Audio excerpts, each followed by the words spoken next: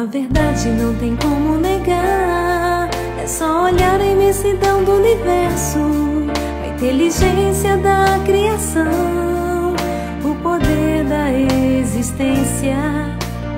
O que nos leva ao dever da ação correta é seguir o que Jesus ensinou, a praticar sempre o amor.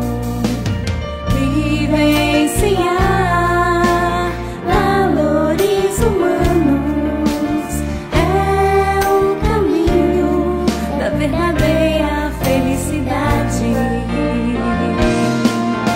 Um mundo sem violência é a solução para a paz. Um mundo sem violência é cultivar o amor.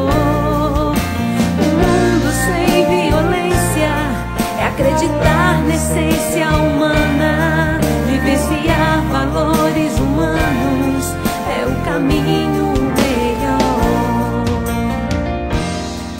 Semear em terra arada, ter lavradores bem preparados, cultivar a vida com zelo e cuidado, é ter certeza de um mundo melhor. Vivenciar